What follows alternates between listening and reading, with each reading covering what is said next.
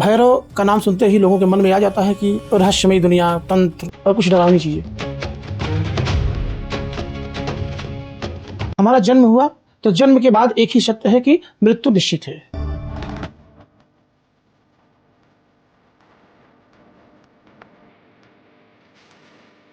तो क्या संसार साधना क्या होती है? काम, क्रोध, लोभ, मोह, मद, मत्सर से ऊपर उठ करके जीवन का अंतिम सत्य क्या है उसको समझना।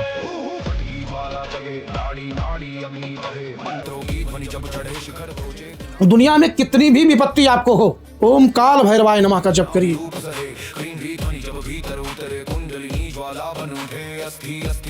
तंत्र को गलत ढंग से परिभाषित किया गया, समाज में डरावनी और इस तरह की वृत्तियां लोगों के मन में भरी गई।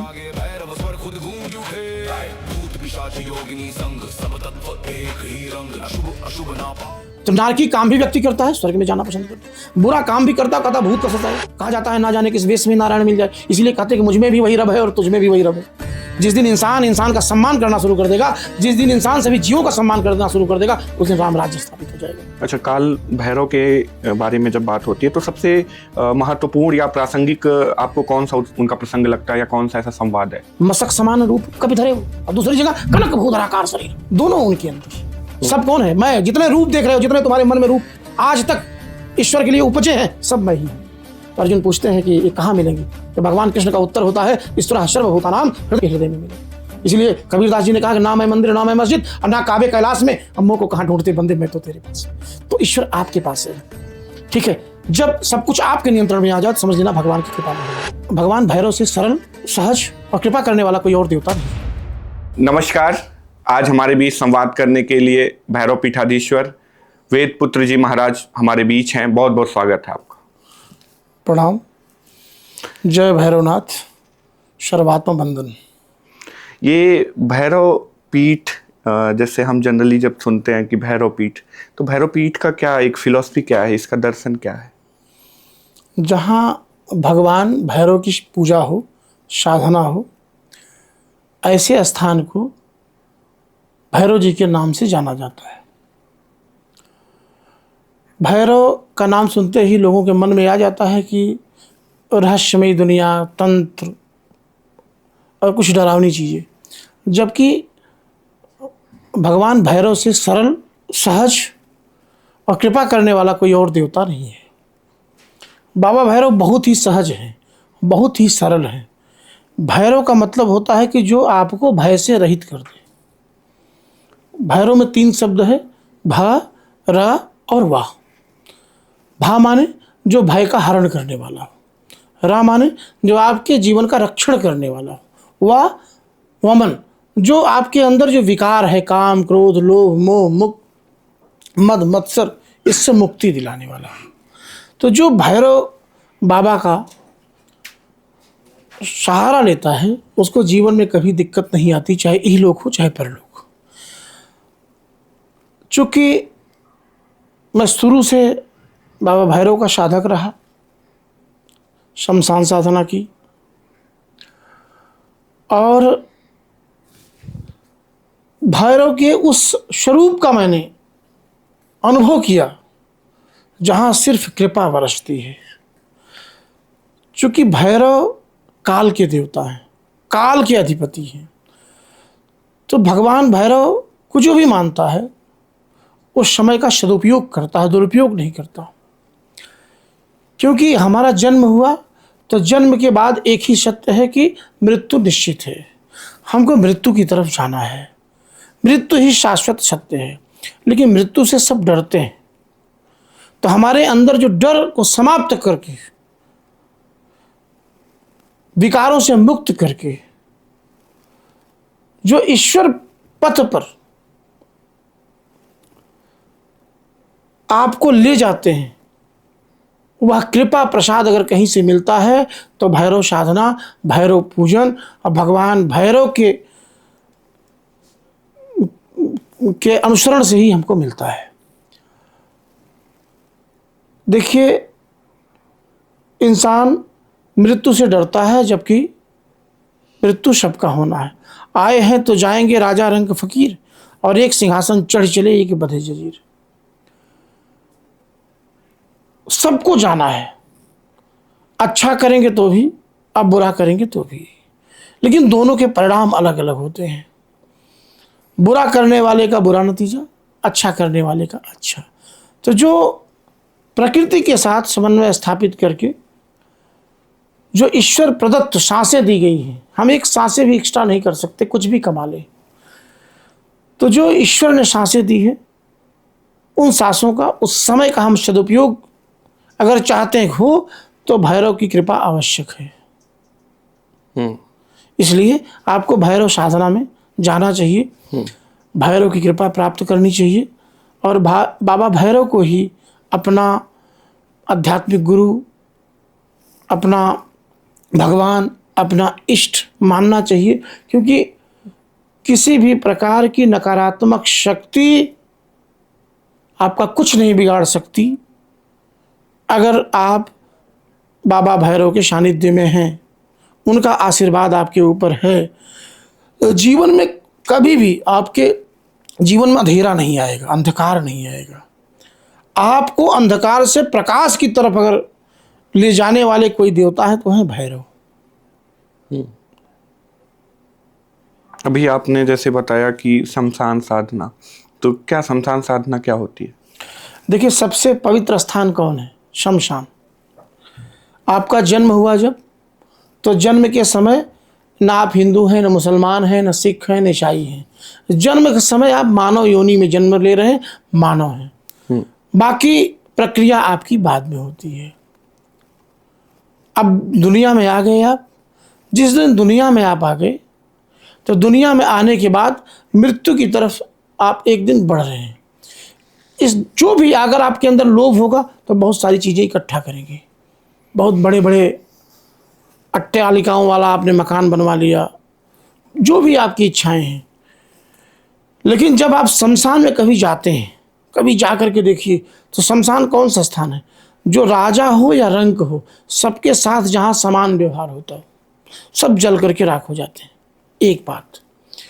दूसरी बात क्या है? शमशान की सबसे बड़ी विशेषता है कि वो सिखाता है कि जिस पर तुम लोभ कर रहे थे वो यहीं छूट जाना है। जिस शरीर का लोभ है, ये शरीर भी यहीं जल करके भस्म हो जाना है। यह जो जिंदगी मुझे मिली थी, ये जिंदगी एक यात्रा है, और यात्रा आकर के शमशान उसका अंतिम लक्ष्य है। हम वहीं आना है। कुछ भी कर लीजिए जीवन में, लेकिन अंतिम समय में आपको कहाँ जाना है? शमशान जाना है। आपके चिर परिचित होंगे, जो आपको बहुत प्यार करते होंगे, आपका बड़ा सम्मान करते होंगे, लेकिन मृत्यु के आधे घंटे तक भी आपको उस बिस्तर पर नहीं रखा जाता, जिस बिस्तर को, जिस पलंग को, या जिस पर आप, जिस सैया को आपने जितने सुंदर बनवाया होगा, उससे नीचे कर देते हैं। और लोगों को लोभ लालच होता है, आपके आभूषण से, आपके पैसे से उसको निकाल करके रख लेते हैं, आपको नीचे करते हैं, और तय समय के भीतर आपको शमशान ले जाया जाता है। कुछ परिचित वहाँ, उनकी आंखों में आंसू होते हैं, और थोड़ी सी प्रक्रिया के बाद लोग आपको धीरे धीरे भूलना शुरू कर देते हैं। तो शमशान हमको सिखाता है कि हमको काम, क्रोध, लोभ, मोह, मद, मत्सर से ऊपर उठ करके जीवन का अंतिम सत्य क्या है उसको समझना। और यही, जब उस सत्य को समझ जाएंगे, जो जीवन का अंतिम सत्य है, जिस दिन उस सत्य को आप समझ जाएंगे, उस दिन आप भय रहित हो जाएंगे। उस दिन आप भैरव के कृपा पात्र हो जाएंगे। उस दिन आपकी जिंदगी में केवल खुशियां होंगी। उस दिन आप कभी पीछे पलट करके नहीं देखेंगे। उस दिन आप शिव में अपने आप को विलीन कर लेंगे कि मैं ही शिव हूँ। क्योंकि जो अंदर की चेतना है, यही चेतना इस शरीर को कुछ भी क्रिया करने के लिए प्रेरणा दे रही है। अगर अंदर की चेतना समाप्त है, चेतना क्या है? धड़कन। इसलिए दुनिया में जितने भी धर्म हैं, वो सांसों के माध्यम से, जो सांस है, इसी पर मंत्रों का अभ्यास ही ईश्वर तक हमको ले जाता है। कहा जाता है कि मंत्र महामणि विषय व्याल के, मेटत कठिन कुअंग भाल के। कोई भी मंत्र है, दुनिया में कितनी भी विपत्ति आपको हो, आप समभाव से ओम काल भैरवाय नमः का जप करिए और पूरा भरोसा होना चाहिए। आप अपने मन में ये चीज ठान लीजिए कि हम स्वामी वेद पुत्र के कथनानुसार ओम काल भैरवाय नमः मंत्र का आश्रय ले रहा हूं और मेरी जिंदगी बहुत सुंदर हो जाए। 21 दिन के भीतर अगर आपके जिंदगी में परिवर्तन ना हो जाए तो बताना। और जो शमशान की बात आपने कही, शमशान का मतलब यही है कि सब समान है। समान क्यों है? आप धन से बड़े हो सकते हैं, लेकिन जो मन आपके अंदर है, जो चेतना आपका अंदर है, उससे बड़े नहीं हो सकते। सब में समान चेतना है। यही शमशान सिखाता है कि राजा हो, रंक हो, बड़ा हो, छोटा हो, गरीब हो, अमीर हो, सबको उसी अग्नि में जल करके खाक हो जाना है, उसी राख में मिल जाना है। ये अष्ट भैरव का कॉन्सेप्ट क्या है? देखिए, अष्ट भैरव हैं, 64 भैरव हैं, 64 योगिनियाँ हैं। भगवान भैरव के अलग अलग रूप हैं। बटुक भैरव, अष्टांग भैरव, रूरू भैरव, चंड भैरव, ये भैरव के रूप हैं। आप जिस रूप में पूजते हैं, जैसे आपको हम समझाना चाह रहे हैं, एक व्यक्ति है, उसके कई रूप होते हैं। अगर अपने बच्चे से बात कर रहा है तो पिता के रूप में, पिता और पुत्र के बीच संवाद हो रहा है। वही अपनी पत्नी से व्यक्ति बात कर रहा है तो पति और पत्नी के बीच संवाद हो रहा है। वही रिश्तेदार से, वो किसी का मामा है, किसी का चाचा है, किसी का ताऊ है, अलग अलग रिश्ते हैं, अलग अलग व्यवहार है। ऐसे हम भगवान की साधना, अपने आराध्य की साधना, अपने इष्ट की साधना किस रूप में करना चाहते हैं, आप जिस रूप में करेंगे वह उसी रूप में मिलेगा। जैसे माता मीरा ने किस रूप में साधना की? भगवान कृष्ण की पति के रूप में। उन्होंने भगवान कृष्ण को पति मान लिया। पति मान लिया, ऐसा पति जो जन्म में मर जाए, मीरा अविनाशी बड़े सुहाग अमर हो जाए। उनका मानना था कि हमारे ऐसे पति होंगे जन्म जन्मांतर तक जिनके कारण मैं जानी जाऊं। और उसके लिए ऐसी लागी लगन, मीरा हो गई मगन। वो तो गली गली हरिगुण गाने लगी, वो तो मीरा दीवानी कहने लगी। तो जब दीवानापन जागृत हुआ तो भगवान कृष्ण उनको किस रूप में मिलते हैं? पति के रूप में मिलते हैं। आप किस रूप में ईश्वर को पूजते हैं, जिस रूप में पूजेंगे उसी रूप का व्यवहार आपके साथ होगा। जनरली जब हम कहते हैं कि भैरव का नाम लेते हैं तो जिसका मतलब ही है कि डर का खत्म होना, लेकिन हम जनरली अगर किसी से भैरव पीठ तो कहते हैं नहीं नहीं कुछ तंत्र विद्या है, वो डर जाते हैं। देखिए, तंत्र को गलत ढंग से परिभाषित किया गया, समाज में डरावनी और इस तरह की वृत्तियां लोगों के मन में भरी गई। लेकिन तंत्र का मतलब जानते हैं क्या होता है? तंत्र का मतलब हो जो आपकी जिंदगी को सुधार दे। तन और त्र, दो शब्दों से मिलकर के तंत्र का निर्माण हुआ।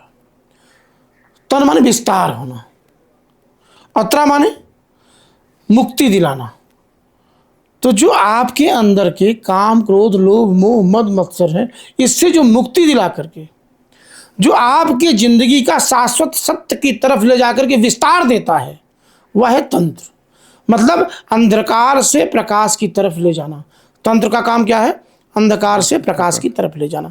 तंत्र का काम क्या है? जो इस संसार की लोभ और लिप्सा में तुम डूबे हुए हो, उससे निकल करके भगवत भक्ति की सरिता में अगर जाकर के गोते लगाते हो तो ये काम किसका है? तंत्र का। क्योंकि आपको अंधकार से खींचा और उस परम सत्य से मिलाने का काम किया। जे जाने जग जाई हराई, जिसके जानने के बाद दुनिया में कुछ जानने की जरूरत नहीं होती। इसीलिए जो तांत्रिक होता है वो भय से मुक्त होता है। अभय, जिसने ईश्वर का संग कर लिया, जिसने इस सत्य को जान लिया। तंत्र केवल मुझे ये सिखाता है कि मैं कौन हूं, मैं कहां से आया हूं, मेरा प्रयोजन क्या है। सबसे बड़ी साधना यही है कि जब व्यक्ति स्वयं को जाने। दुनिया को तो ज्ञान देना बड़ा आसान होता है, लेकिन उस ज्ञान में डूब जाना, अपने आप को जान लेना, उस शाश्वत सत्य से मिला देना बहुत कठिन होता है। यही है तंत्र का काम। तंत्र के मार्ग पर चलने वाला व्यक्ति क्या करता है? स्वयं को जानता है और स्वयं को ईश्वर के साथ अपने आप को संयोजित कर देता है। आत्मा और परमात्मा के बीच बहुत दूरी नहीं रह जाती। ये तंत्र का काम है। अब तंत्र के नाम पर लोग भ्रमित किए जाते हैं। तंत्र के नाम पर कि भूत प्रेत डरावना। आप बताइए कि सृष्टि को बनाने वाला कौन है? एक ही ईश्वर है जिसने सृष्टि का निर्माण किया। अगर सृष्टि का निर्माण किया तो सृष्टि में कुछ भी है, अच्छा है, बुरा है, इंसान है, जानवर हैं, भूत हैं, प्रेत हैं, सब उसी के अधीन होंगे। और जब उस अधिपति से आपका संग हो जाएगा, उस सत्य से आपका सरोकार हो जाएगा, फिर डर कैसा? डर तो आपको देख करके भागेगा। लेकिन उसको जानने के लिए मन की मलिनता को दूर करना होगा। मन स्वच्छ होना चाहिए। कबीरदास जी ने कहा कि पूरे सुपरचा भया, सब दुख मेला दूर, और निर्मल कीनी आत्मा ताते सदा हो जो। जिस दिन आपका पूर्ण से परिचय होगा, पूर्ण कौन है? ईश्वर। ईश्वर एक ही है, उसको किसी नाम से जान सकते। वही भैरव है, वही हनुमान है, वही गणपति है, वही शिव है। अगर आप विभेद करेंगे तो कभी सत्य को नहीं समझ सकते। हमने और आपने विभेद किया, इसलिए हम सत्य से दूर हो गए। अगर आपने वृक्ष लगाया तो वह ऑक्सीजन सबको देगा। ऐसा नहीं कि जिसने लगाया उसको ज़्यादा देगा और जिसने नहीं लगाया उसको कम देगा। भगवान प्रकृति ने जो कुछ बनाया, सूर्य का प्रकाश है, सबको उतना ही प्रकाश, किसी को न कम न किसी को ज़्यादा। प्रकृति किसी के साथ भेदभाव नहीं करती, ईश्वर किसी के साथ भेदभाव नहीं करता। इसलिए जो भैरव का साधक होगा वह किसी के साथ भेदभाव नहीं करता। राइट। अगर आपके मन में भेदभाव है, आपके मन में जाति धर्म और छोटी छोटी कलुषित भावनाएं भरी हुई है, तो यह समझ लेना आप कि आप भैरव के उपासक नहीं हैं, भैरव के साधक नहीं हैं। दूसरी बात कि जो भैरव का साधक होगा, जो काल के अधिपति भगवान काल भैरव की कृपा जिन पर होगी, वो कभी किसी के सामने नतमस्तक नहीं हो सकता। सारी सुख सारी समृद्धि उसके कदमों में होगी, क्योंकि कृपा किसकी है आपके ऊपर? भैरव की। तो इसलिए तंत्र जो है हमको सन्मार्ग देता है। तंत्र हमें साक्षात सत्य से मिलाता है। तंत्र हमें जो जीवन में विकार है, अंधकार है, उससे दूर करके प्रकाश की तरफ ले जाता है। तो कभी भी तंत्र के नाम पर भ्रमित नहीं होना चाहिए। ये कश्मीर के शैव दर्शन से निकला, कैसे ये आया? देखिए, जो सनातन है, जो सत्य है, वो शाश्वत है। उसका ना आदि है ना अंत है, अंत नहीं है। हमारी जो विचारधाराएं होती हैं कि फला दर्शन, ये एक समय के साथ विचारधारा होती है जो समय समय पर परिवर्तन। जैसे आपका शरीर है, बचपन का शरीर, किशोरावस्था का शरीर और वृद्धावस्था का शरीर अलग अलग है। बचपन का विचार, किशोरावस्था का विचार और वृद्धावस्था का विचार भी आपके अलग अलग होते हैं। ऐसे ही जब आप अध्यात्म के मार्ग पर चलते हैं, सत्य के मार्ग पर चलते हैं, तो तरह तरह के विचार आते हैं। ठीक है, शिव एक वही सत्य है, और उस शिव को विभिन्न रूपों में हम देखते हैं। हमने भैरव के रूप में देखा, हो सकता है आप किसी और के रूप में देखें। और फिर आपकी जो विचारधारा होगी, हमारी जो विचारधारा होगी, जिस तरह से नदियाँ समुद्र में विलीन होती हैं, उनको रास्ता खोजने की जरूरत नहीं पड़ती, वैसे ही मेरी आत्मा, जितनी आत्माएं हैं, जितने तरह के जीव हैं जगत में, उनकी आत्माएं उसी परम सत्ता में विलीन होती हैं। लेकिन सबके सोचने की, सबकी विचारधारा, सबकी आइडियोलॉजी सब अलग अलग होती है। अच्छा, हम कह सकते हैं कि काल भैरव इज इक्विवेलेंट टू भगवान शिव? काल भैरव ही शिव है। शिव और भैरव अलग अलग नहीं है, वह रूप है उनका। वह रूप है। शिव शांत है और भैरव का रूप कैसा है? थोड़ा उग्र है। क्योंकि आप हमेशा एक जैसे नहीं रहते। कभी आप हंसते हैं, कभी आप किसी विरह वेदना में होते हैं तो आपकी आंख में आंसू होता है, और कभी आप शांत चित्त बैठे होते हैं, किसी खोज में होते हैं। तो दुनिया भगवान ने बनाई है, तो जाकर रही भावना जैसी, प्रभु मुहूर्त देखी तीन तैसी। तो जैसी भावना होगी, जैसा आपका प्रयोजन होगा, जैसा आपका संकल्प होगा, जैसे उस प्रभु से आपका लगाव होगा, वही रूप आपको दिखाई देगा पूरी दुनिया में। हम आपको एक बात कहते हैं, आज आपको विभिन्न धर्म देखने को मिलते होंगे, विभिन्न जातियां मिलती होंगी, विभिन्न विचार मिलते हैं। अभी थोड़ी विचार की बात आपने किया, सब कुछ मिलते होंगे। हम कहते हैं कि ये तो खूबसूरती है, जातियां खूबसूरती हैं, धर्म खूबसूरती है हमारे इस जीवन का, लेकिन ईश्वर एक है। सूरज एक है कि दो? एक। अगर धर्म अलग अलग होते, सबके सूरज अलग अलग होते। इसका मतलब वह परम चेतना का जो स्वामी है वह क्या है? एक है।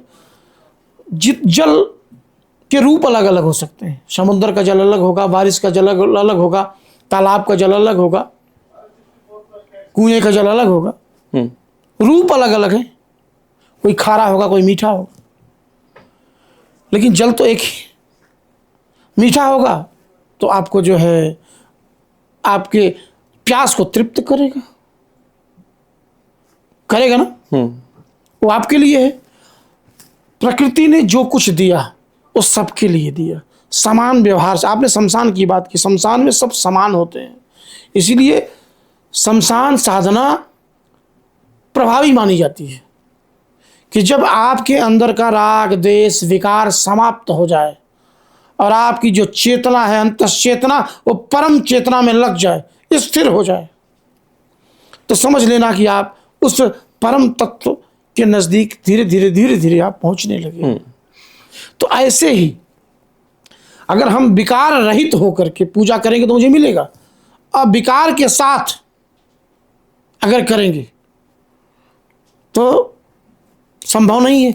मान लीजिए एक गाड़ी है, बहुत अच्छी गाड़ी है, आपको बहुत महंगी कार दे दी गई, चाबी आपके पास है, सब कुछ है, लेकिन गाड़ी में अगर तेल नहीं होगा तो क्या गाड़ी चलेगी? नहीं। तेल आवश्यक है। ऐसे ही इस जीवन जीने के लिए सांसें आवश्यक है, और ऐसे ही इस शरीर को जीने के लिए प्रकृति ने जो खाने पीने की वस्तुएं दी हैं वो हमारे लिए आवश्यक है ना। सबका अपने स्थान पर अपना महत्व है। ऐसे ही विभिन्न भगवान हैं, उनके रूप अलग अलग है। क्या? एक अल्टीमेट वो एक है। नहीं तो सूरज अलग होता, चंदा अलग होता, दुनिया अलग होती। हम जाति को, धर्म को, संप्रदाय को अलग अलग मानते हैं। यही मेरी अज्ञानता है। जिस दिन हम मानेंगे कि जातियां अलग हो सकती हैं, धर्म अलग हो सकते हैं, तरह तरह के भगवान अलग हो सकते हैं, पूजा पद्धतियां अलग हो सकती हैं, लेकिन जिसे कोई भी पूज रहा है वो सब में बसा हुआ है। जिसको तुम पूजते हो वही सब में है, वही कण कण में है। सिया राम मैं सब जग जानी, करो प्रणाम जोर जुग पानी। उस दिन आप ईश्वर को समझ जाएंगे, उस दिन आप समझेंगे कि ईश्वर एक है। सबसे ज्यादा दिक्कत है धर्म को लेकर के कि लोग ईश्वर को अलग अलग मानते हैं, जबकि प्रकृति में सब कुछ एक है। हमारे और आपके अंदर चेतना एक है। यही सिखाना है। और जिस दिन इसे जाने, जिस भगवान ने मुझे पैदा किया, सबसे ज्यादा अगर आप किसी के करीब होते हैं तो किसके करीब होते हैं? माँ के और पिता के। आपके जन्मदाता है वो। और आप सोचिए सबके जन्मदाता कौन है? भगवान, जिनको आप शिव कहते हैं, जिनको भैरव कहते हैं, जिनको राम कहते हैं, जिनको अल्लाह कहते हैं, जिनको खुदा कहते हैं, जिनको नानक कहते हैं, जिनको गुरुदेव कहते हैं, कुछ भी, किसी रूप, जिनको साइंस सुपर पावर या जैसे कुछ अल्टीमेट सुप्रीम पावर कुछ भी कहते हैं। अगर उससे लगाव करेंगे तो आपके लिए कोई दिक्कत होगी। जब भौतिक जगत के पिता, भौतिक जगत के माता आपको भौतिक सुख दे सकते हैं, तो क्या जो ब्रह्मांड नायक है, ब्रह्मांड का कौन सुख होगा जो आपके चरणों में ना हो? अगर उसकी कृपा हो जाए और आपकी मोहब्बत उससे हो जाए। लेकिन इसको साइंस अलग अलग पर्सपेक्टिव में कहता है कि साइंस कहता है कि एक पिंड था, उसमें विस्फोट हुआ और ये पूरी सृष्टि का सृजन। हमने आपको बताया मुंडे मुंडे मतिर्भिन्ना। किसी एक वाक्य को 10 लोगों से पूछोगे तो उसकी 10 अलग अलग व्याख्याएं होंगी, लेकिन जो उसका अक्षर है जिसको हम ब्रह्म बोलते हैं वो एक ही रहेगा, व्याख्याएं अलग अलग होंगी। तो किसी भी चीज़ को किस अवस्था में, किस रूप में देखते हैं आप, जिस रूप में देखेंगे उसी तरह व्याख्या होगी। जैसे छोटे क्लास में पढ़ाया जाता है कि एक हाथी है, उसको 4 जिनके पास आंखें नहीं हैं वो महसूस करके जाते हैं, देखते हैं और व्याख्या करते हैं। जिसने पैर छुआ उसने कहा खंबा जैसा था, जैन जिसने philosophy पूंछ में, छुआ right. उसने कहा कि झाड़ू जैसे था, जिसने कान छुआ उसने कहा सूप जैसा था। हाथी एक, व्याख्या करने वाले लोगों ने अलग अलग बताया।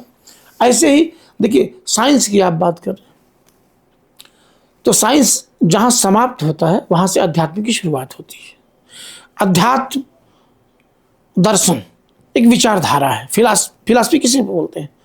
विचारधारा को, आइडियोलॉजी को। लोग अलग अलग तरीके से उसकी व्याख्या करते हैं। तो अलग अलग से व्याख्या करने से उस गॉड का, उस शिव का वैभव, अस्तित्व कम नहीं हो जाता। ये तो आपकी, चूंकि ईश्वर को क्या बोला गया, अतीन्द्रिय है, जिन्हें इन इंद्रियों से नहीं जाना जा सकता। इन इंद्रियों से जानने के लिए सीमाएं हैं, जबकि असीम है। तो असीम की व्याख्या ससीम से आप कैसे करेंगे? तो सोच है, थॉट है। लेकिन निष्ठा जहां होगी प्रतिष्ठा वहीं होगी। और ईश्वर तभी मिलेगा जब आपके अंदर संकल्प होगा, विकल्प नहीं होगा। अगर विकल्प होगा तो आप उससे जान नहीं सकते। जैसे भी आपने कहा कि सूर्य एक है। जैसे गांव में हम देखते हैं तो गांव के लोग सुबह उठते हैं तो वो सूर्य को जल देते हैं एक गार्ड के तौर पे, लेकिन साइंस कहता है कि वो बहुत सारी गैसों का, हीलियम वगैरह का एक कंपाउंड है।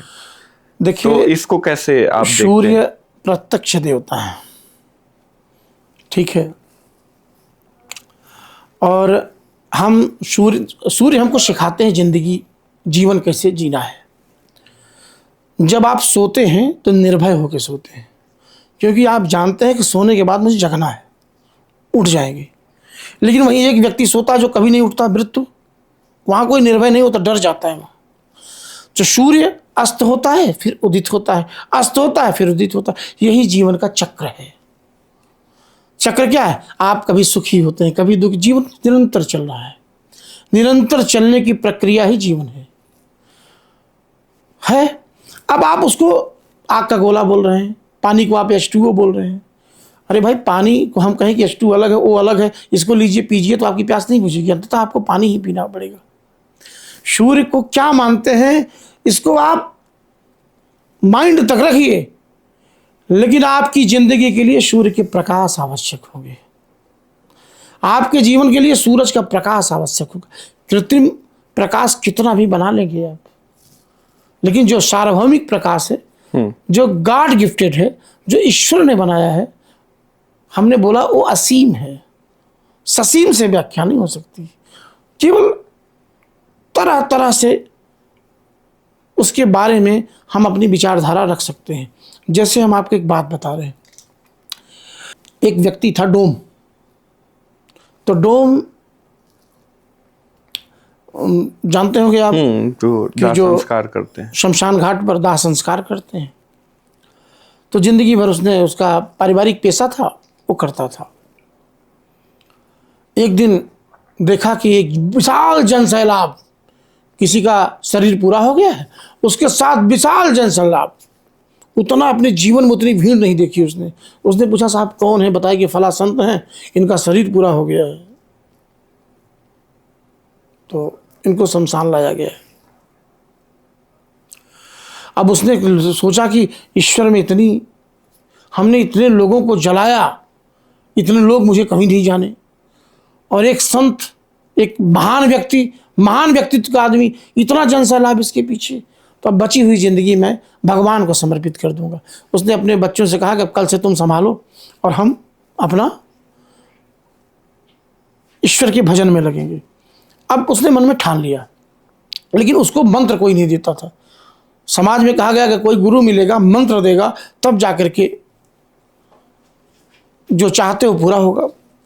अब रोज सुबह जाता था कि हमको अपना लीजिए, कोई अपनाने के लिए नहीं तैयार। तो एक दिन नारद महाराज मृत्यु लोक का भ्रमण कर रहे थे। कहा जाता है ना जाने किस वेश में नारायण मिल जाए, इसीलिए कहते हैं कि मुझ में भी वही रब है और तुझ में भी वही रब है। जिस दिन इंसान का सम्मान करना शुरू कर देगा, जिस दिन इंसान सभी जीवों का सम्मान करना शुरू कर देगा, उस दिन राम राज्य स्थापित हो जाएगा। सब में तो वही है, एक ही ईश्वर है। हम विभेद करते हैं, इसलिए हम परेशान हैं। अब जा करके नारद मुनि के पास हो, इंसान स्वरूप थे, उनके पैरों में गिर जाता है और कहता है कि मुझे मंत्र दीजिए, मंत्र दीजिए। पहले तो बहुत प्रयास करते हैं, हटाने का। लेकिन जब उसकी जिद देखते हैं कि जिद है इसकी, तो उसको बोलते हैं घपोक चंद कहा करो। वो सुबह आता था, गुरु जी को प्रणाम करता था और बैठ करके केवल घपोक चंद करता रहता था। एक दिन माँ लक्ष्मी भगवान विष्णु के साथ विचरण कर रही थी मृत्युलोक में। अब उनके कान में गया घपोक चंद। उन्होंने परमपिता परमेश्वर भगवान विष्णु से कहा कि किसकी साधना कर रहा है? उन्होंने कहा मेरी कर रहा है। तो माँ ने कहा कि मैं तो सारे नाम आपकी जानती हूँ, झूठ क्यों बोल रहे हैं? उन्होंने कहा ना मेरी ही कर रहा है। नहीं मानी। उन्होंने कहा पूछ लीजिए। तो गई। अब वो बैठ करके घपोक चंद कर रहा है। माता जी ने बड़ी विनम्रता से हाथ जोड़ के पूछा कि आप किसका भजन कर रहे हैं, किसका पूजन कर रहे हैं, मुझे भी बताइए, मैं भी करूँगी। वो गुस्सा करके दूसरी तरफ हो गया। फिर जो है दूसरी तरफ जाके पूछी विनम्रता के साथ, फिर गुस्सा कर दूसरी तरफ, फिर दूसरी। उसको लग रहा था कि मेरे भजन में बाधा हो गई। अंत में गुस्सा करके कहा हम तोहरे भतारे की पूजा करते ही। अवधि में भतार पति को बोला, राइट। अब वो भागी और भगवान विष्णु के पास आई, कहीं वो तो मुझे भी पहचान गया। ठीक है, तो आप कुछ भी कहते हैं, है ईश्वरी मुंडे मतिर भिन्ना। वो पूजा घपोक चंद के रूप में कर रहा था परम सत्य परम चेतना की। तो आप किस रूप में कर रहे हैं महत्वपूर्ण नहीं है, कितनी जागृति के साथ कर रहे हैं, जागृत अवस्था में कर रहे हैं, कितने समर्पण के साथ कर रहे हैं, कितने भावना के साथ कर रहे हैं, कितने प्रेम के साथ कर रहे हैं, वही आपको ईश्वर तक पहुंचाएगा। राइट। अच्छा, जनरली जैसे हम लोग भी छोटे थे तो जैसे लोग कहते हैं कि वहाँ मत जाना, भूत होगा, प्रेत होगा। फिर साइंस इसको एक्सप्लेन करता है कि ऐसी कोई आइडेंटिटी नहीं होती, कुछ हम निगेटिव अपने माइंड में ऐसा भ्रम हम क्रिएट कर लेते हैं। तो आपको क्या लग रहा है कि भूत प्रेत जैसा कुछ होता है, या इसमें कुछ सच्चाई है, या एक मिथ है ये? देखिए, दुनिया में सब कुछ होता है। अगर ईश्वर ने सृष्टि बनाई, अच्छा भी है और बुरा भी है, झूठ भी है और सत्य भी है। जहां बच्चे हैं वहीं बूढ़े भी हैं। तो जीवन में सब कुछ होता है।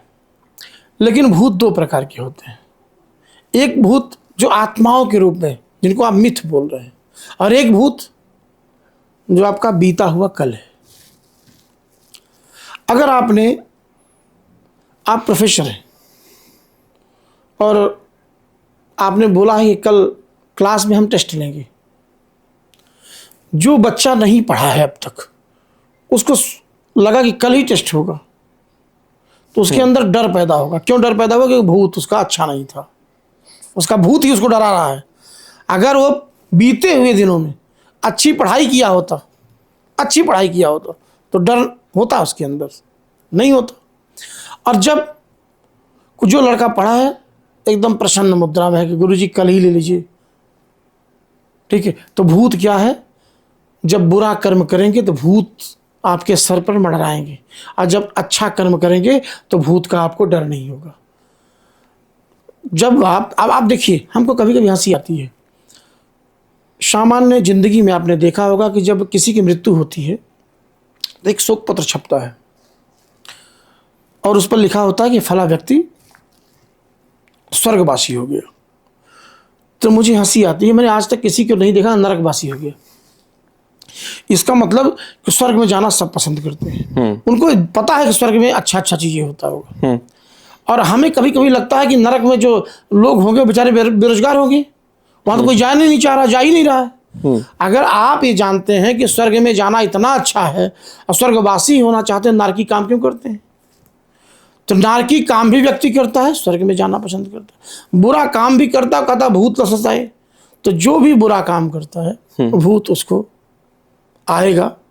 ये एक सामान्य भूत हुआ। और एक आध्यात्मिक जगत में, तंत्र की दुनिया में, तंत्र के दो रूप हैं। तंत्र का मतलब होता है कि जो अंदर का भूत है, अंदर का डर है। सबसे बड़ा दुश्मन कौन है आपका? काम, क्रोध, लोभ, मोह, मद, मत्सर कहाँ अंदर है। आप इसी पीड़ा में हमेशा रहते हैं और इसी पीड़ा में अपना जीवन त्याग देते हैं। जबकि जीवन का जो सत्य क्या था इसीलिए कबीर ने कहा कि काहिर नल्ली तुक मलानी, जल में उत्पत जल में बास, जल में नल्ली तोड़नी। जब तक ईश्वर का प्रताप है, जब तक ईश्वर का आपके ऊपर आशीर्वाद है, तब तक आपका जिंदगी है, क्योंकि सांसें चल रही हैं। जब वह साथ छोड़ता है तो कोई साथ दुनिया में नहीं देता है। इसीलिए काहिर नल्ली तुक मलानी, जल में उत्पत जल, जन्म के साथ ही तो आपको भगवान ने। अब आप सोचिए, ईश्वर को ऐसे मानिए, जब बच्चा गर्भ में आता है तो उसी समय माँ के स्तन में दूध आता है। इसीलिए कहा जाता है कि भगवान सबके हैं। आपके आने के पहले आपके भोजन की व्यवस्था प्रभु ने कर दिया। और जैसे जैसे आप बड़े होते हैं, जब आपको अन्न खाना होता तो आपके अंदर दांत आ जाता है। आप सोचिए कि कोई बच्चा जन्म लेता हो, आप सोचिए कि भगवान कैसे ट्रेनिंग देकर उसको भेजते हैं। अगर किसी को ट्रेनिंग देना हो कि स्तनपान कर ले माँ का, कोई बच्चा कर सकता है, लेकिन भगवान ने ट्रेनिंग दे के भेजा है। तो जैसे उसका जन्म होता है, उसको पता है कैसे मुझे स्तनपान करना है, और रोते हुए आता है। दुनिया में कोई राजा बना हो, कोई रंक बना हो, सब खाली हाथ आते हैं और रोते हुए आते हैं। और जाते समय भी आप खाली हाथ जाते हैं, कुछ भी लेकर के नहीं जाएंगे। लेकिन भ्रम आपका,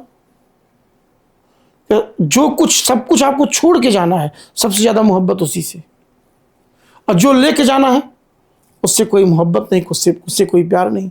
इसलिए कबीरदास जी ने कहा, असली गहना कर में पहिरो, नकली धरो उतार, और सजनी सज के चला ससुरे तो सजनवा करिए प्यार। असली गहना क्या? अच्छे कर्म, अध्यात्म, तंत्र, मंत्र, यंत्र क्या सिखाते हैं कि आप अच्छे काम करिए। अपने जीवन में सबसे पहला उद्देश्य होना चाहिए, स्वयं को जानिए। दूसरा उद्देश्य होना चाहिए कि हम सुखी तभी होंगे जब हमारे आसपास के लोग सुखी होंगे। सेवा, आपका संकल्पित सेवा भाव होना चाहिए। अगर अपने जीवन में संकल्पित सेवा भाव अपना लिया आपने, तो आपने ईश्वर की पूजा कर ली। घर से मस्जिद है बड़ी दूर, चलो यूं कर ले, किसी रोते हुए बच्चे को हंसाया जाए। जब आपने ठान लिया कि दूसरे में ही, दूसरे हृदय में भी वही ईश्वर है जो मेरे हृदय में है, दूसरे को खुशी उतनी ही प्यारी है जितना मुझे प्यारी है, तो इस संसार से विवाद विषाद समाप्त हो जाएगा और इस संसार में खुशियां, रौनक आ जाएगी। जी, जैसे जनरली विवेकानंद जी भी कहते हैं कि सभी धर्मों का सार एक ही है, गांधी जी भी यही मानते हैं। लेकिन जनरली हम फिर भी क्यों अपने रिलीजन को, जैसे मान लो आप भैरव पीठ में हो तो आप कहोगे कि आई एम द सुप्रीम, कोई और है, या किसी शंकराचार्य भी इसी बातों को लेके उनके में विवाद होते रहते हैं कि आई एम द सुप्रीम।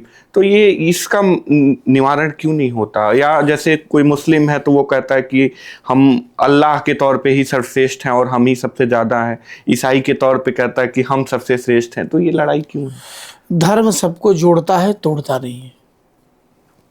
जिसने धर्म का जान लिया, सबसे पहले तो जानिए कि धर्म क्या है। जो धारण करने योग्य है वही धर्म है। धरते इति धर्म है, राइट। जो भी दुनिया में ऐसा लगे कि जो सार्वभौमिक रूप से हम धारण करें और सम्मान के पात्र बन जाए। इसीलिए कहा जाता है कर्म ही असली पूजा है। धर्म कभी विवाद को जन्म ही नहीं देता। दुनिया का कोई भी धर्म हो, सब उसी एक ईश्वर, जैसे अब विभिन्न धर्मों के बारे में बता रहा हूं कि सबको उस पर चोटी पर चढ़ना है, लेकिन कोई पहाड़ के इस तरफ से चढ़ रहा, कोई उस तरफ चढ़ रहा, कोई उस तरफ चढ़ रहा, कोई उस तरफ चढ़ रहा।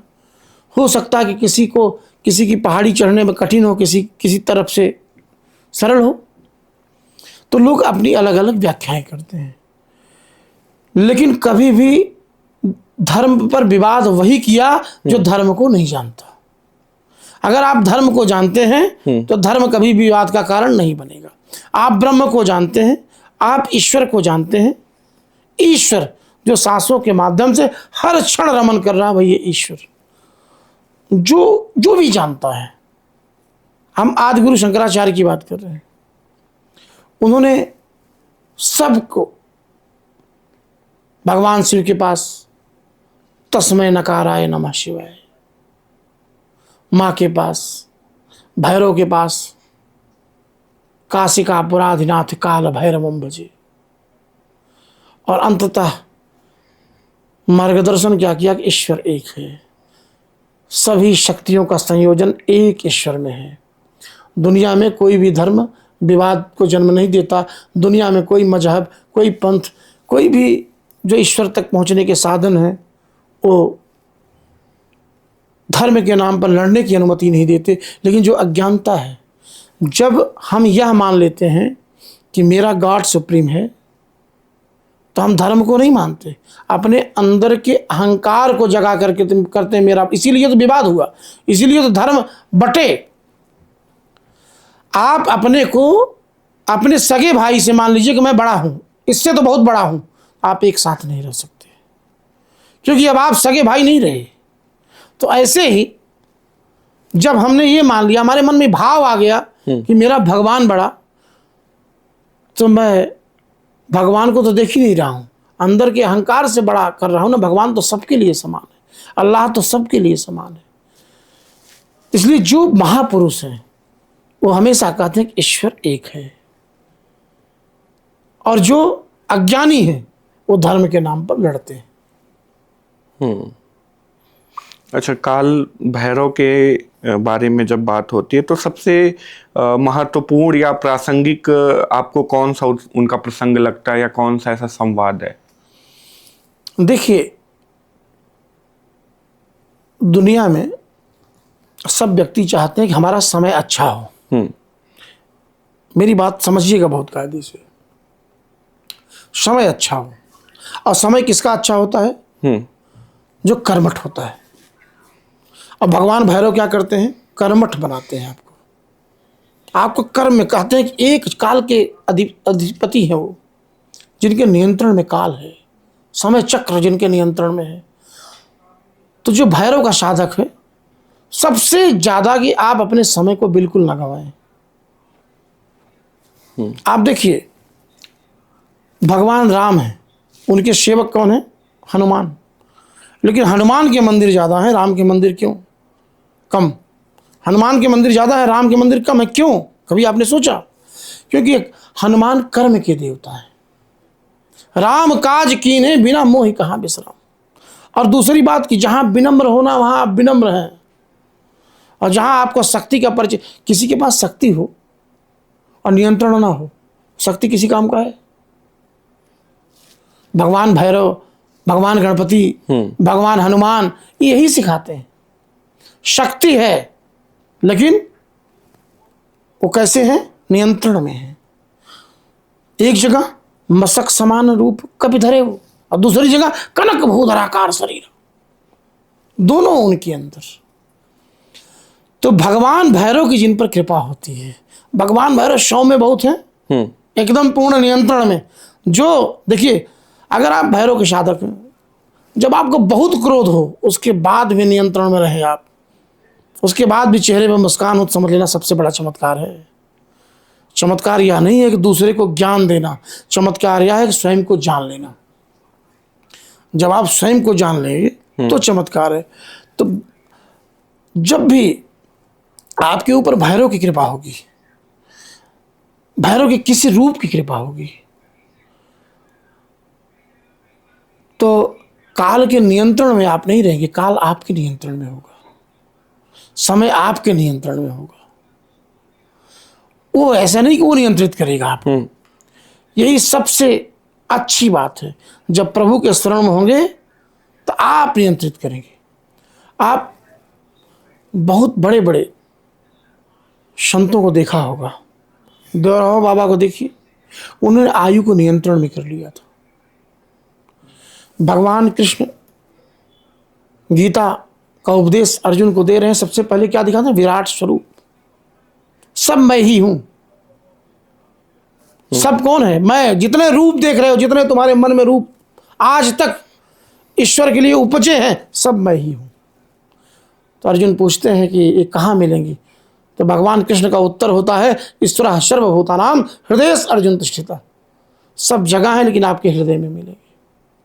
इसलिए कबीरदास जी ने कहा कि ना मैं मंदिर, ना मैं मस्जिद, और ना काबे कैलाश में, अम्मों को कहाँ ढूंढते बंदे, मैं तो तेरे पास। तो ईश्वर आपके पास है।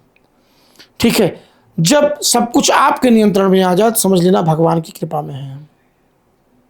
और जब सब कुछ अनियंत्रित हो, आपका काम अनियंत्रित, आपका क्रोध अनियंत्रित, आपका लालच अनियंत्रित, नियंत्रण में है ही नहीं, तो समझ लेना कि आप ईश्वर से बहुत दूर हैं।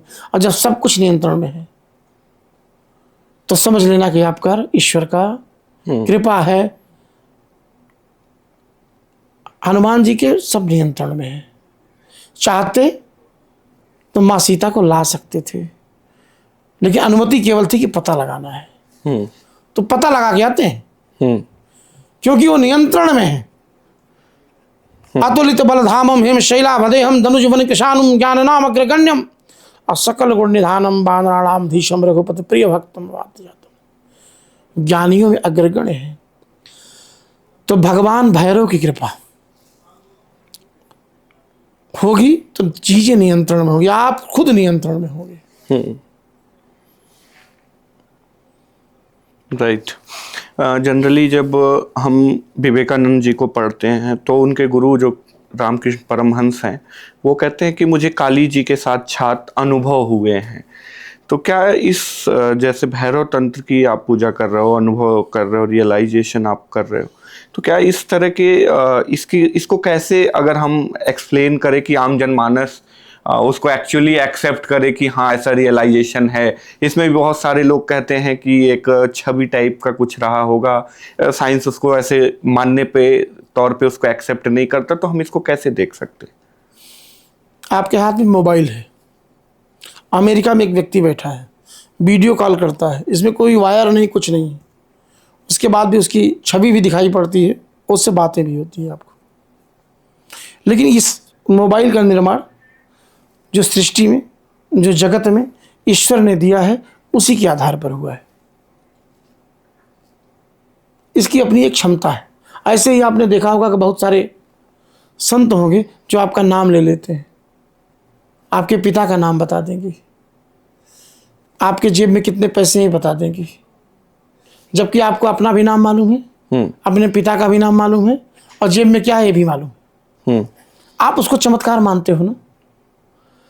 मानते हो कि नहीं मानते हो? लेकिन इसको एक जो सुहानी शाह जादूगर हैं, मैजिशियन हैं, वो ये इसको कहती हैं ये टेक्निक्स है। बिल्कुल टेक्निक है, लेकिन वो ज्ञान है ना। टेक्निक क्या है? ज्ञान है।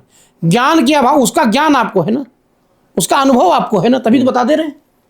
अगर अनुभव ना होता तो ऐसे ही जब साधना की अवस्था में होते हैं, वही दुर्गा है, वही काली है, वही गणपति है, वही भैरव, ईश्वर एक है। शिव और शक्ति एक हैं। ठीक है। जब आप उनकी साधना में होते हैं, जब अपने आप को समर्पित कर देते हैं, तो आपको अनुभव होता है, आपको दर्शन होते हैं, आपका संवाद होता है।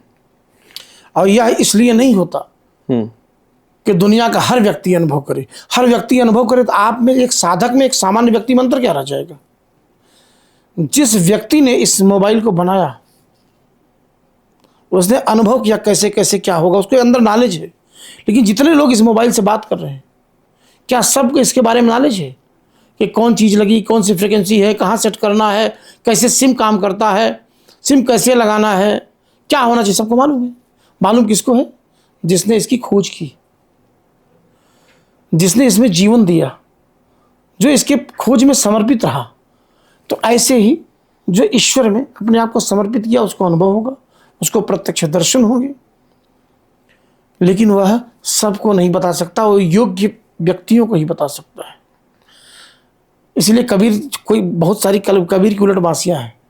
उन्होंने कहा बरसे कंबल भीगे पानी, लेकिन उसके पहले क्या कहा? कहत कबीर सुना भाई साधो। कबीरदास जी किसके लिए रहे? हम जैसे साधकों के लिए। अब हम सामान्य जनता की बात नहीं कर रहे। आपके मन में आएगा कंबल कैसे बरसेगा, भीगी कैसे, पानी कैसे भीगेगी? कंबल किसको कहा उन्होंने? इस शरीर को। अब पानी किसे कहा? आत्मा को। जैसे ईश्वर ने जब सृष्टि का निर्माण किया तो जल एकदम स्वच्छ था, गंदा तो आज हो गया कि आपको आरओ वाटर लगाना पड़ रहा है। लेकिन आध्यात्मिक दृष्टि से आप एक बार देखने का प्रयास करिए, वो पानी कैसा सा साफ था, सबके लिए था, सर्वसुलभ था। कोई भी उसका पान कर सकता था। तो ऐसे ही जब आपको जन्म देता है छोटे रूप में, आप कभी भी सोच के देखिए, तो आपके अंदर न काम क्रोध लोभ मोह नहीं होता, आप स्वच्छ बच्चे होते हैं। तो बच्चे का जो स्वभाव है, और जब बड़े होते हैं तब का स्वभाव आप देखिए, दोनों में अंतर है। तो कबीरदास जी कहते कि आत्मा पानी के समान एकदम निर्मल, और ये शरीर कंबल उसका आवरण। लेकिन जब व्यक्ति बड़ा होता है तो बरसे इस शरीर में काम क्रोध लोभ मोह मद मत्सर का बरसात होती है। भीगे पानी बेचारा आत्मा जो निर्मल था, जिसको परमात्मा से मिलना था, आगे इसी विकारों में उलझ करके भीगता रहता है। रहता कि नहीं रहता है? तो ऐसे ही आप समझिए कि कोई भी साधक होगा वो जिस रूप में देखेगा। थोड़ी देर पहले आपको मैंने कहा कि मीरा को भगवान पति के रूप में मिले, भगवान कृष्ण। जब तक द्रौपदी को अपने 5 पतियों पर भरोसा था, तब तक दुशासन चीर हरण कर रहा था। लेकिन जैसे ईश्वर पर भरोसा हुआ तो स्थिति कैसी बदल गई कि नारी बीच सारी है कि सारी ही की नारी है, कि नारी ही की सारी है कि सारी ही की सारी है। क्यों? क्योंकि भरोसा आप किस पर हो गया? ईश्वर पर। जब तक जितनी देवी देवताओं की पूजा मां सीता ने किया है, जब तक उन पर भरोसा है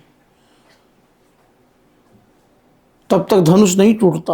और जैसे कहती कि तव भगवान सकल उर्वासी, अकर मोहि रघुवर की दासी। किस भगवान? जो सकल उर्वासी है, जो सबके हृदय में निवास करता है, वह मैं उसकी शरण में अब हूं और मुझे रघुवर की दासी बना दे। तई क्षण राम मध्य धनु तोरा, उसी समय धनुष टूटता है। तो ईश्वर कण कण में है, ईश्वर सबके हृदय में है, ईश्वर हर जीवों में है। महसूस करने की जरूरत है। आपको लगता है कि स्वामी जी ने माँ काली को देखा, आप भी देख सकते हैं। बस उस हृदय रूप ईश्वर को पूरे निर्मल मन से देखने का प्रयास करिए, साधने का प्रयास करिए, आपको भी मिलेगा। भगवान कृष्ण ने गीता में कहा, यो मम पश्यति सर्वत्र सर्वम च मयि पश्यति तस्माहम न प्रणश्यामि सच में न प्रणश्यति। जो मुझे प्रेम से भजता उसे मैं सर्वत्र दिखाई देता हूँ। गोस्वामी तुलसीदास जी ने कहा, अग जगमय सब रहित विरागी, अप्रेम ते प्रभु प्रगटै जिमियागी। प्रेम से ही प्रकट होगा। हरि व्यापक सर्वत्र समाना, अप्रेम ते प्रकट हुई में जाना। तो आप अपने अंदर स्वामी रामकृष्ण का प्रेम लाइए। जैसे उन्होंने काली के प्रति जो प्रेम था, माँ काली के प्रति, वो प्रेम लाइए, वो माँ आपसे भी संवाद करेगी। ये चीज़ें होती हैं इसमें। लेकिन इसमें जैसे अगर हम जैसे लिबरेशन के बारे में जब हम बात करते हैं कि मुक्ति होती है, जैसे आत्मा का परमात्मा से मिलन होता है, तो एक तरह से उसी को लिबरेशन कहा जाता है। अलग अलग उसके कॉन्सेप्ट हैं। जैसे अभी आपने बताया कि स्वर्गवासी हो गया, तो वो भी एक तरह से लिबरेशन का ही कॉन्सेप्ट है। तो ये किसको मिलता है? और जब हम, जैसे आपने बताया कि नदियाँ जब मिल गई समुद्र में, तो उसका तो एग्जिस्टेंस भी खत्म हो गया, तो वो तो समुद्र का हिस्सा हो गया। तो फिर किसको लिबरेशन फिर किसको मिले और उसका फिर आभास उसे कैसे होगा? जो जीवन है, जन्म और मृत्यु के बीच का जो समय हो कर्म का, अब पूरी दुनिया की जितनी भी सफलताएं हो कर्म के सिद्धांत पर आधारित है। हर व्यक्ति जानता है कि मैं कौन सा कर्म अच्छा कर रहा हूं और कौन सा कर्म बुरा कर रहा हूं। जब शाश्वत सत्य से प्रेरणा लेकर के आप कर्म करेंगे तो वह कर्म स्वार्थ परक नहीं होगा। स्वार्थ परक का मतलब है कि सब कुछ मेरे लिए, दूसरे के लिए कुछ नहीं। और जिस दिन ये भाव आ जाएगा कि मेरे ही सब हैं, जिस दिन आपके अंदर ये दर्शन आ जाएगा सर्वे भवन्तु सुखिनः का, जिस दिन ये दर्शन आ जाएगा वसुधैव कुटुंबकम का, जिस दिन ये दर्शन आ जाएगा हरि व्यापक सर्वत्र समाना, सब जगह ईश्वर व्याप्त है, कण कण में है, जिस दिन ये दर्शन आ जाएगा उस दिन आपका काम कैसा हो जाएगा? विवेक के साथ हो जाएगा। बहुत से काम व्यक्ति करते अविवेक में, अहंकार में, काम में, क्रोध में, लोभ में, लेकिन तब स्व से ऊपर उठ करके, अहंकार से ऊपर उठ करके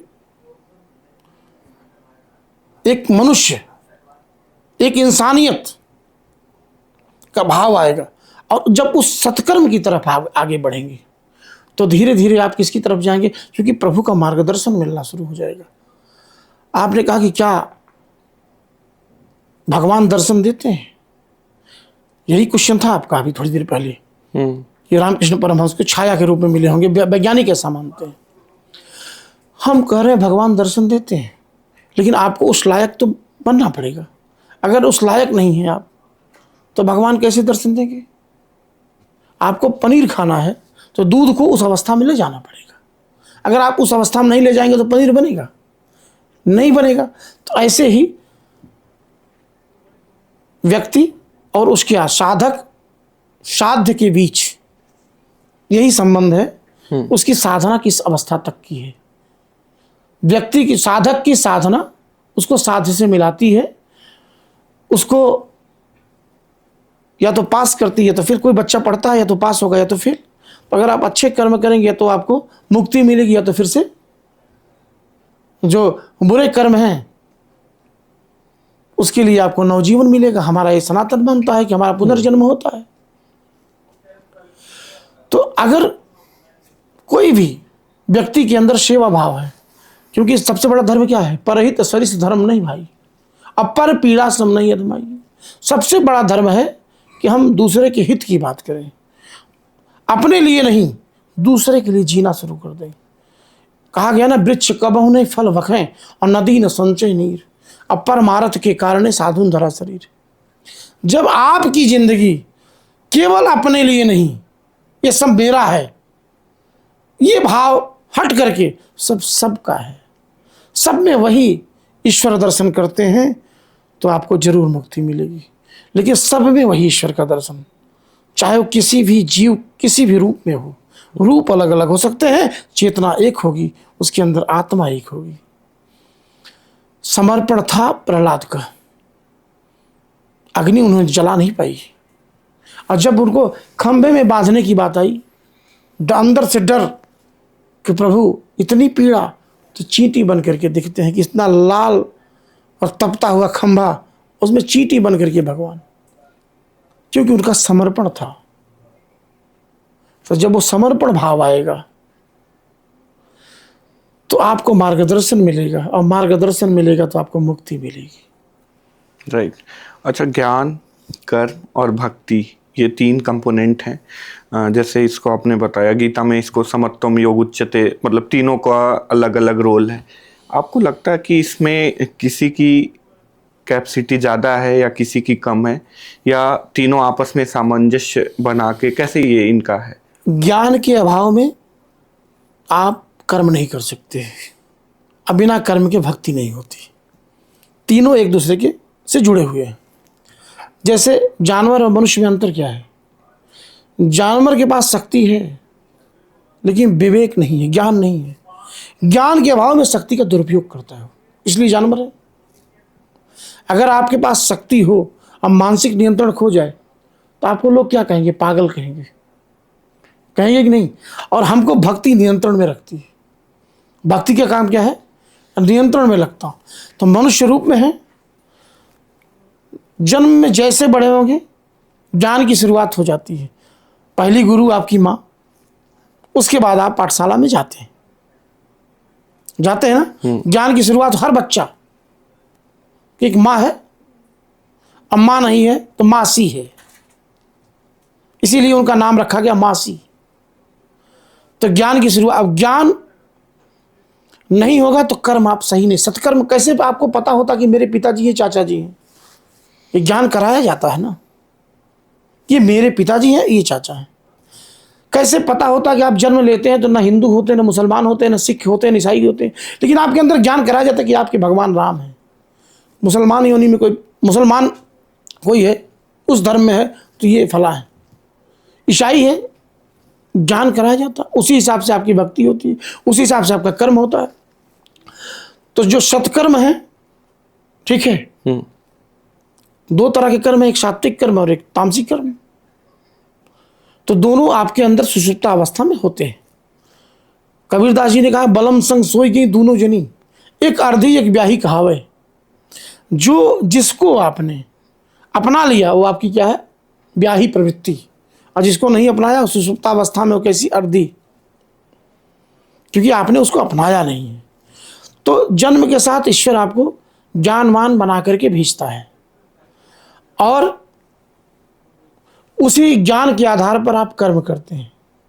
आप भारत देश में पैदा हुए हैं, आप यूनिवर्सिटी में पढ़ाते हैं, आप प्रोफेसर हैं दिल्ली विश्वविद्यालय में, आप अपने विषय के प्रकांड विद्वान हैं, और आप बच्चों को पढ़ाते हैं, और उन्हीं बच्चों को मार्गदर्शन है, कोई उसी पढ़ाई को पढ़ करके आईएएस बनता है, क्योंकि उसको पता है कि हम आईएएस बनेंगे, ये भारत की सबसे बड़ी नौकरी है। वहीं कोई बच्चा प्रोफेसर बनता है, वहीं कोई बच्चा राजनीति में जाता है। टीचर एक ही है, ज्ञान भी एक ही, और अलग अलग गया, जैसा कर्म हुआ। राजनीति में जाने के लिए कर्म उसका अलग था, प्रोफेसर बनने के लिए अलग था। प्रोफेसर बनना उसी विषय को पढ़ना है, और वहीं उसको जो है आईएएस बनना है, तो विभिन्न विषयों को उसके साथ संयोजन करके पढ़ेगा, वो आईएएस बनेगा। लेकिन उसको पता है, लेकिन वहीं दूसरे देश में होता तो उस देश के संस्कार, उस देश की संस्कृति, उस देश की प्रशासनिक व्यवस्था के आधार पर वो काम करता।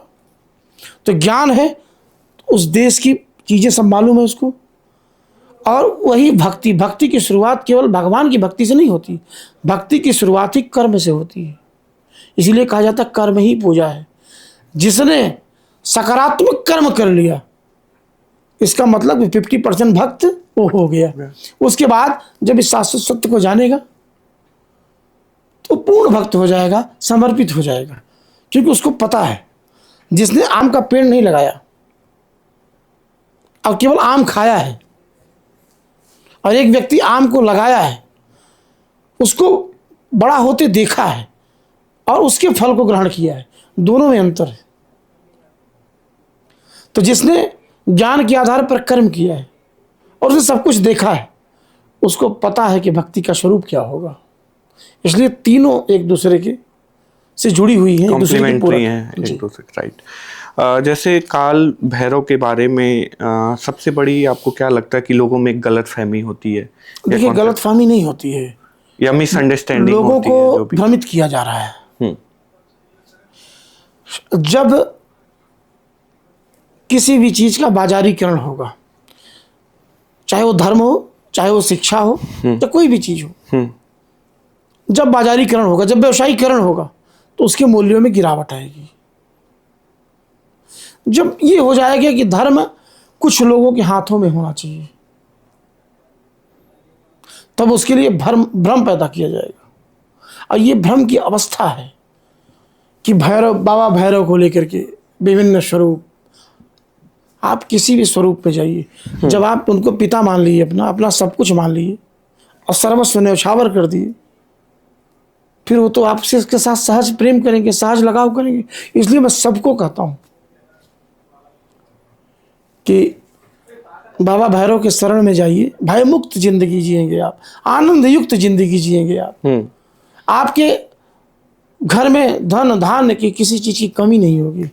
और कहा जाता है कि काल मृत्यु हो मरे जो कर्म करे चांडाल का, काल उसका क्या करे जो भक्त हो महाकाल का। तो आप महाकाल भैरव को अपना आराध्य चुन लीजिए, तो काल भी नतमस्तक हो जाएगा। और धारणाओं से मुक्त हो जाइए, लोगों के कहने में नहीं, लोगों ने क्या कह रहे हैं इससे महत्वपूर्ण हमारा संकल्प कितना अडिग है।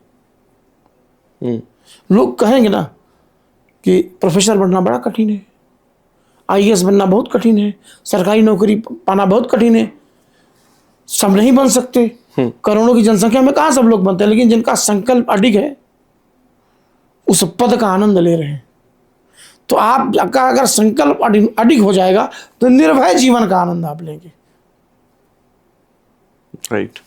अच्छा, आपको लगता है कि भक्ति और तंत्र ये दोनों कॉम्प्लीमेंट्री हैं? जैसे हम जब मीमांसा की बात करते हैं तो उसमें तंत्र विद्या, उसमें बहुत सारे कर्मकांडों के वजह से वो डिनाई हुआ और तंत्र एक इतना बड़ा विश्वविद्यालय है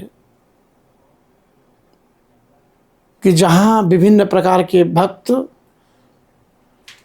भक्ति में डूब करके, तल्लीन होकर के प्रकाश की तरफ बढ़ते हैं। तंत्र ही विस्तार देता है, तंत्र ही जीवन को जीना सिखाता है। तंत्र ही समय के अनुसार समयबद्ध तरीके से आपको क्या करना है, कैसे करना है, सिखाता है। जब व्यक्ति को, आपको ये पता हो जाए कि मैं कौन हूँ, जब व्यक्ति को ये पता हो जाए कि संसार में मैं अकेले नहीं हूँ, आपको लगता है कभी कभी अकेले हैं, अकेले नहीं हैं, आपके अंदर आत्मा है, आपके अंदर ईश्वर का, आपके ऊपर ईश्वर का आशीर्वाद है, आपके शरीर में चैतन्यता है, आपके अंदर एक चेतना का प्रकाश है, जिस चेतना ने पूरे दुनिया को दिव्य प्रकाश से प्रकाशित किया है। जिस दिन आपको ये नॉलेज हो जाएगा, उस दिन भक्ति आपकी और गहरी हो जाएगी। तो तंत्र आपको विस्तार देता है। तंत्र आपके अंदर काम, क्रोध, लोभ, मोह, मद मत्सर को मिटा करके आपको उससे बांधता नहीं है। दुनिया में बहुत लोगों को देखे होंगे कि आप उसमें बंधे हुए हैं, जकड़े हुए हैं। जैसे दरवाजे पे भैंस ला करके हमने बांध दिया और उसको चारा देंगे, चारा खाएगी, हम अपना यूज करेंगे। ऐसे ही काम ने आपको बांध लिया, क्रोध ने आपको बांध लिया, छल प्रपंच ने आपको बांध लिया। आप बंधे हुए हो। जितना नियंत्रण में रखते जितना करेंगे उतना करेंगे, लेकिन जिस दिन इससे मुक्त हो जाएंगे आप, उस दिन वास्तविक दुनिया क्या है उसको आप देखेंगे। और वास्तविक दुनिया देखेंगे जब आपके ऊपर तंत्र का प्रभाव होगा, आप तंत्र का अनुकरण करेंगे, तभी आप वास्तविक दुनिया देखेंगे। तंत्र मुक्त करने की चीज़ है, तंत्र डराने और डरने की चीज़ नहीं है।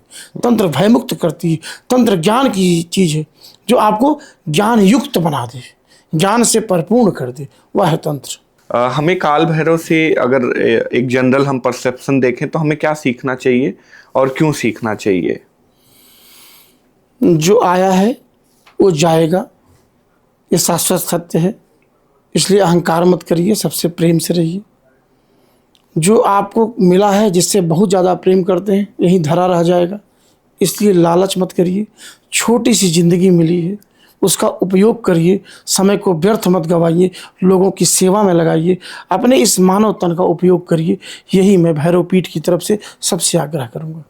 बहुत बहुत धन्यवाद वेदपुत्र महाराज जी, आपका इस संवाद में आने के लिए। आगे की कड़ी में फिर किसी से बात होगी, तब तक के लिए नमस्कार।